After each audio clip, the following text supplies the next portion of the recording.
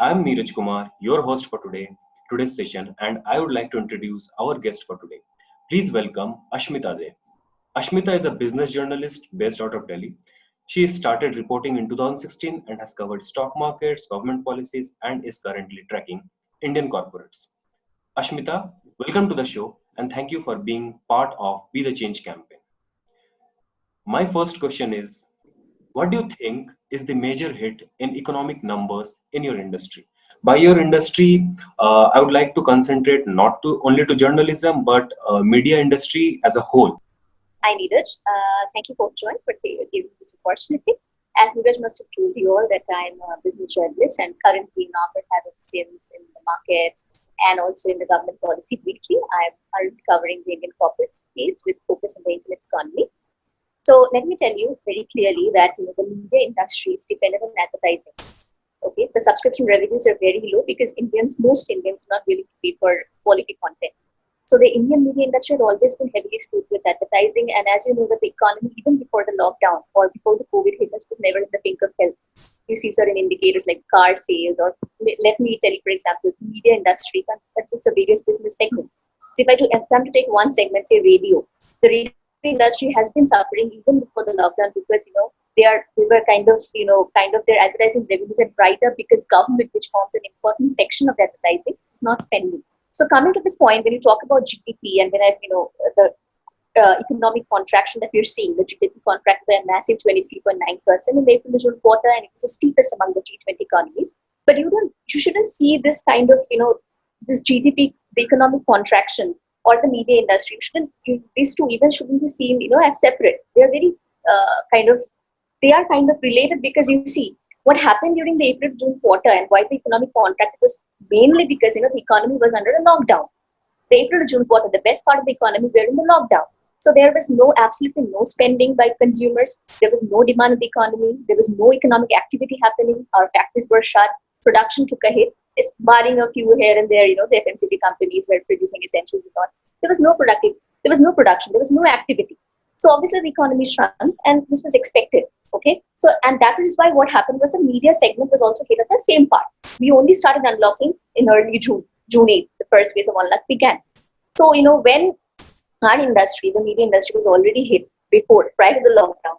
And once the lockdown happened, what happened was that the advertising revenues took a massive hit because obviously brands were not advertising. Who would advertise for? The consumers were locked up in their homes. There was no consumption. There was no activity. Obviously, on the other hand, what happened? Our circulation of the newspaper industry was massively hit because when there was lockdown, there were no vendors, were not distributing newspapers. So obviously circulation took a rapid hit. And what we saw a certain kind of, to this point, now when we're seeing improvement in advertising, especially by the tech companies, there are companies like your Amazons and the Flipkarts and the big tech brands, they did really well because people shifted to online spending. We're not going out. So whatever consumers were, kind of indulging in traditional shopping also shifted to online. So the online sector saw a massive boom, especially some sectors like also, barring this e-commerce companies. If you see the tech sectors like your Byju's and your upgrades and all your academies, they have been doing really well because what happened?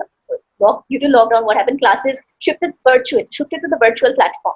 Yes. So these sectors, they are advertising. So advertising is coming back, although the rates are very low. Mm-hmm. But still, we are seeing some improvement in advertising. The levels have improved, and hopefully now, as we are kind of stepping into the festive season, we'll see more spending because all these big companies, all the online companies will be giving sales, and hopefully we'll see some improvement in that, more ad volumes, and hopefully things should improve from the advertising side because we are traditionally and typically dependent on advertising.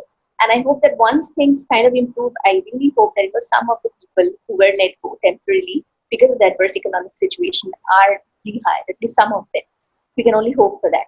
Let's see what happens. Okay, so basically there were some industries which were affected badly, but then again, it was good for some industries because they grow because of this online thing came up, as you said, Byju's, Amazon. Right. Okay, and according to you, things are likely to go up. Economic situation will improve going forward once the COVID situation is over, right? At least from my media perspective, since it's independent advertising, we are seeing some improvement in advertising because you need to take into account that, these tech companies, all the Apples of the world and the Facebooks of the world, they're doing really well. Their market cap has kind of skyrocketed during the lockdown. because they kind of because everything shifted online. So obviously there was a boom there.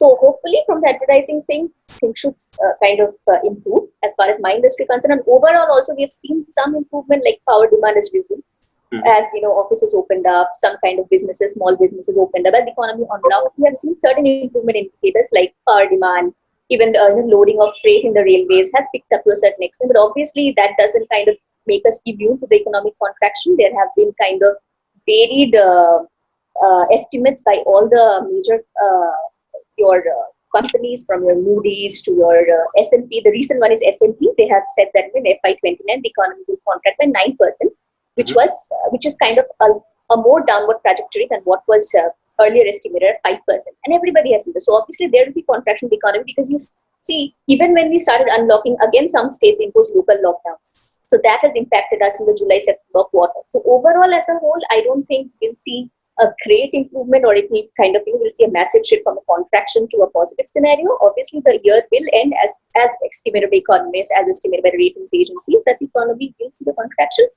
But hopefully, because see, everything is very uncertain as of now. Even the coronavirus curve is kind of going on a kind of, we are seeing a surge in cases. There is no kind of subside in the pandemic that we're seeing, right? So Mhm. obviously, from my industry side, the advertisement side, like I explained, I hope to see some improvement with festive sales and all. Overall in the economy, we are seeing certain improvement, but not really. Not really. The overall picture is not really good, because, as you see, there is no kind of downward trajectory as kind of the infections are concerned. And maybe who knows that localized lockdowns will again come back. We're again seeing certain kind of more infections in Delhi, which had controlled the curve to a certain extent. We're again seeing they're reporting 4,000 cases every day. Mumbai, Maharashtra is as bad as it was. And who knows, after the Durga Puja in Calcutta, who knows, in West Bengal, people may step out, and then we may see a rise in cases, because clearly people are becoming very kind of irresponsible these days, as you can see. Okay. Basically, not a huge spike in economic growth, but then again, No, the market grows, you see your industry also growing. right. So, with that, I'll come to the second question. What are the few steps would you like to mention that a common citizen can take to optimize their daily living? So, now that many jobs have been affected, of course, GDP is shrinking, and many people have lost their job. So, what do you suggest that can help a common people to optimize their life? I belong to the quintessential millennial group. So, most of us, are used to booking cabs and, kind of dodging food from outside. So, all this we do no matter the world has really benefited from us. But yeah, so what I can say is that, at this point of time, what we do is, because times are uncertain. And when times are uncertain, the only thing that a sensible person should do is needs to kind of, keep a check on his cost, and he needs to do savings. That is the call of the hour. So we need to save for the future, because as of now, even though we are saying that vaccine will be there by early next year, but you have to take into mind that things are not going to normal very soon, because if the vaccine comes, it will take a hell lot of time before the vaccine reaches the entire population. There is proper distribution of the vaccine, right? Mm. Everything is very uncertain, and Yes. we don't know whether all the jobs that have been lost, whether all these jobs will come back or not. Maybe most of them may not come, especially in case of the salaried people, like the like some experts have indicated. So all we can do is now, since we are uncertain and when times are uncertain, the only thing households should do is they should save. So basically, I would like to say to the younger people that, in place of, say, kind of shopping more, stick to the items that are essential. Maybe cut down on your shopping cart and, stick to the thing that you need the most. So in that case, anyway, in the economy, we're seeing the discretionary spending is at, it's very tepid. It's very low. And even if the festive season is around and all and everything, a lot of companies are saying that they don't expect a big boost in demand or a big boost in sales, because the people are not making the move to spend. At least most of them are not, when we have so many job cuts, when we have pay cuts. And even if today I have my job, I do not really know 6 months down the line, where can I be? Where would I be? Will the situation be better? Or will the situation may, or whether the situation, will kind of take a worse turn, because we don't know. This virus is new to us. This virus is new to everyone. We have never faced this kind of situation before, right? So we won't really know. So the only tip that I would give to people is that the savings is need of the hour. Let's pay, but just stick to the necessities, and maybe just save. That's the one thing I can say, because we don't really know, because times are very uncertain. Okay. So basically, as the economy is uncertain, saving is the only mantra. Right. Savings, because you need to fall back in your savings if you kind of face an adverse situation going ahead.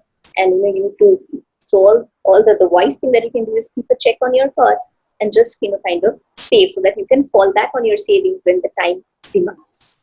Okay, okay. So these savings will definitely gonna help our millennials and citizens of India when if the crisis take a spike going forward. Yeah, if the crisis deepens, or who knows. Yes. So yeah, that was insightful. With that, See, and one point is that even if the crisis doesn't deepen, or even if the kind of say infections kind of subside, and by November or by December there is certain kind of a downward trajectory.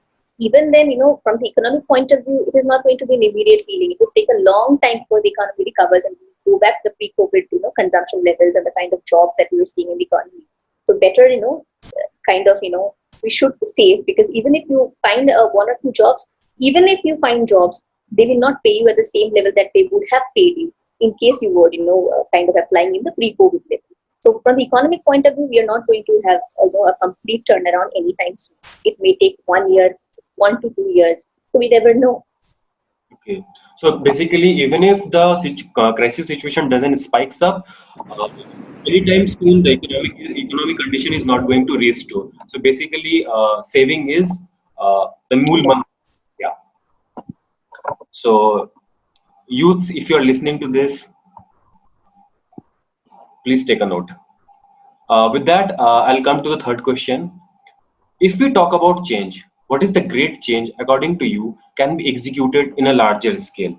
Well, larger scale, by larger scale, I mean maybe government policies, maybe changes in large scale organizations, systematic change. I know changes will not be applicable in 1 day or 2 day or a week or month, but then again, in a longer run, how do you think things will be better in a longer run?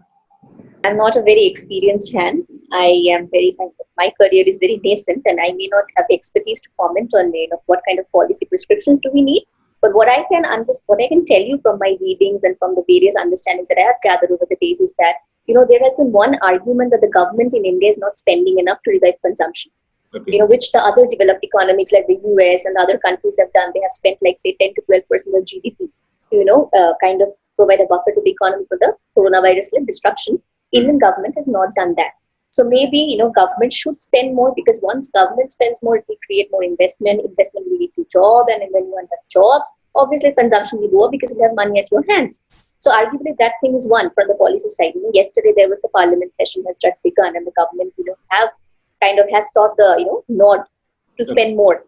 Yeah. They have placed a supplementary demand for grants. So I don't know how much of that would help, but what I hear from every quarter is that the government should probably spend more to kind of create more demand, because consumption is what we need, demand is what we need to kind of spur that consumption. They go hand in hand. If there is no demand, there will be no consumption, and obviously that's a vicious cycle that we see in the economy. From an individual level, being a being a younger kind of maybe being a part of the workforce, and I'm still very young, a youth in this total workforce, what I would suggest is that people who are employed, or people who are about to enter the job market anytime soon, they should constantly kind of keep themselves educated. They should constantly kind of keep themselves updated. They should not think that today if I'm doing a certain kind of job, I will only keep on doing that job and I'll retire for life. That will never happen. Like we have seen in this coronavirus situation, companies overnight had to change their business models. They had to shift. Physical companies had to go digital. Everything had to shift because it's a need of the hour. So who had ever we couldn't ever comprehend that media companies can, even newspapers can work from home, and a newspaper can come out every day. So every company, you need to diversify. Like companies need to diversify in terms of the businesses. Even individuals need to constantly keep themselves updated, so that when the time comes, you can do the job of five people. Mhm. Today, why do you see the mass layoffs happening? Why do you see the layoffs happening? Because maybe companies think that obviously a larger part of this job cost cutting, but maybe companies feel that we can do away with that person. Even if that person doesn't work with us, it's okay. Maybe some other person can do it, or maybe we can do away with his job. that you shouldn't let yourself be in that scenario. We all need to be indispensable. So, at that point of time, in times of crisis, an organization would always look at kind of people, when they see that, yeah, this person can maybe do the work of six people. To have her or him is kind of beneficial for us because, she can do a lot of work. So, as a journalist, like, what I can give the example that I can give is that suppose I have a particular beat, but when time comes, I should be ready and I should be capable enough to do five more weeks. If the time so demands. So, even if you're a student or, you are a very young person who's soon to enter the job market, you should always keep in mind that you should keep on reading, keep on educating, keep on, adjust yourself to the changing times. You should be ready, you should be flexible enough to learn more, to be open to doing a lot more things, and should never think that, okay, I'm in the advertising industry. I will only be in the advertising industry and I'll not do anything. No, if you're in the advertising industry, you should be capable even tomorrow to shift to the PR industry or to shift to the maybe even fintech industry because that's the need of the hour. Today, COVID has taught us this. Okay, who knows, 10 years down the line, we may have certain another kind of crisis. And that time again, business models can, kind of change overnight. So you need to be very flexible and you need to be very kind of you need to kind of be skilled. You need to kind of have additional skills. You need to look out for what skills should I have in this. You should kind of always analyze that, okay, in the post COVID world, what skills will hold and what skills will not.